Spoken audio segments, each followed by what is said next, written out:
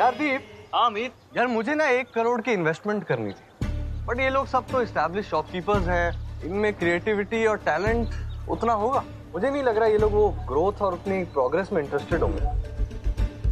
अरे नमस्कार दामाद जी, नमस्कार। अरे भैया कौन हो आप? चलिए उधर हटिए। अरे भैया वो पहचानते हैं हमें। अरे उनको सब पहचानते हैं, आप उधर हटिए। अरे दामाद जी पहचाना, अनुभव बहन के यहाँ सामान पहुँचाने का ऑर्डर आपने दिया था हमें। अच्छा लाला जी, दीप आने दे। जाइए। दामाद जी आप कुछ इन्वेस्टमेंट की बात कर रहे थे। अरे लाला जी आप ठहरे जमे जमाए व्यापारी, पीढ़ी दर पीढ़ी आपका ये कारोबार संभालती आई हैं।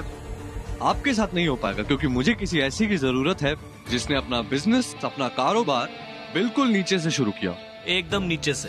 और आपके साथ ये थोड़ा मुश्किल हो जाएगा। दामाद जी ने मैंने इतने क्यों बुलाया? अरे दामाद जी मैं कौन सा खानदानी रईस हूँ, मेरा परिवार, मेरे बाप दादा सब गरीब थे। ये दुकान भी सासरे की दी हुई है।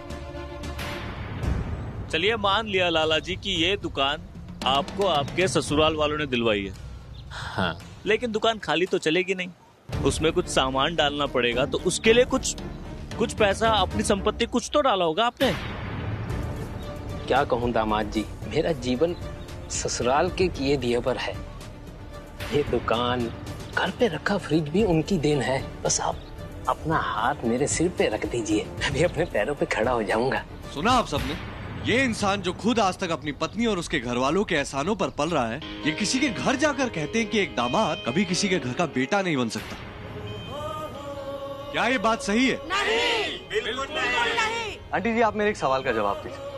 क्या आपके पति को आपके माँ बाप का ख्याल बिल्कुल वैसे ही नहीं रखना चाहिए जैसे आप उनके माँ बाप का ख्याल रखती हैं? बिल्कुल रखना चाहिए। चलिए आप लोग मेरे एक सवाल का जवाब दीजिए। जब एक लड़की अपने ससुराल जाकर बहू से बेटी की जगह ले सकती है, तो क्या एक लड़का अपने ससुराल में दामाद से बेटा नहीं बन सकता? उनकी जिम्मेदारियां नहीं उठा सकता? उनकी मजबूरियों में उनका साथ नहीं दे सकता? लाला जी उनके आंसू भी पोंछे जा सकते हैं और उनकी जिम्मेदारियां भी उठाई जा सकती हैं। दामाद जी माफ कीजिएगा, मैं बहुत शर्मिंदा हूँ।